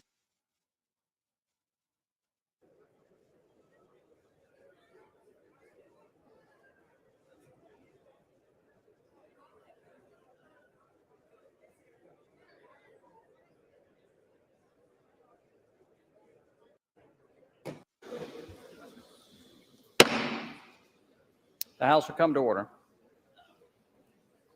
The tellers agree in their tallies that the total number of votes cast is 433, of which the Honorable Jim Jordan of the state of Ohio has received 199. The Honorable Hakeem Jeffries of the state of New York has received 212.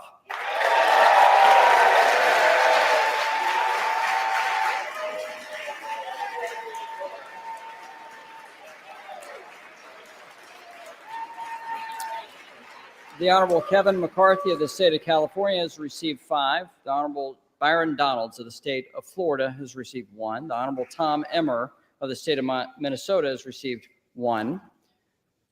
Lee Zeldin of the state of New York has received 3. The Honorable Steve Scalise of the state of Louisiana has received 7. The Honorable Mike Garcia of the state of California has received 1. Candace Miller of the state of Michigan has received 1.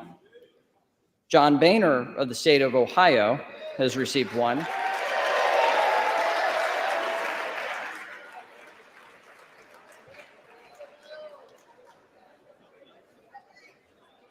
The Honorable Kay Granger of the state of Texas has received 1. The Honorable Bruce Westerman of the state of Arkansas has received 1.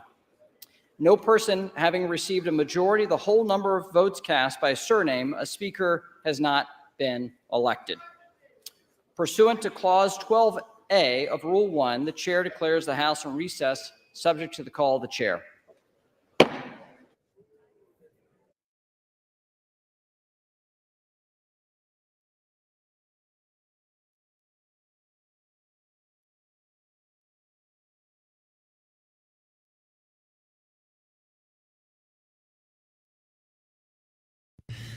Good information they give us, eh? So, back to some of the images coming from that region today, and we want to continue to get a breakdown of the hospital blast that we saw yesterday in Gaza and the latest that what is happening today in President Biden's travels to Israel. Fox News' Jonathan Hunt joining us right now with a breakdown of the day's biggest events here in Israel. Mike, good afternoon to you. And first to that explosion at the hospital in Gaza and the back and forth over who is responsible. Now, no one is disputing it was a deadly explosion at that hospital in Gaza City. What is in dispute is the source of the explosion. Palestinians, of course, were quick to blame an Israeli strike, and those claims spread through the region, sparking that anger that we saw across much of the Arab world. But Israel says they were not conducting any strikes in the area of the hospital at that time, and this, they say, had nothing to do with them.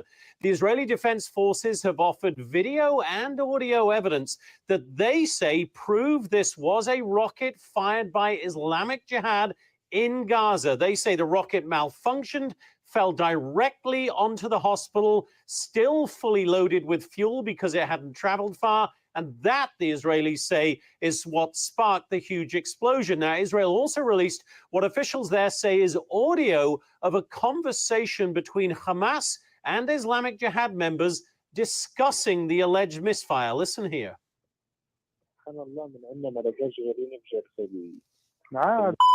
هذول تلاقيهم من المقبرة الورا دي بثلاث محطين ايش اصدر بتلاقيهم طالعين من المقبرة اللي ورا المستشفى المعمداني دي اللي هو فسه ونزل عندهم. هو في مقبرة وراه؟ ها المعمداني ولا عند الساحة بالضبط.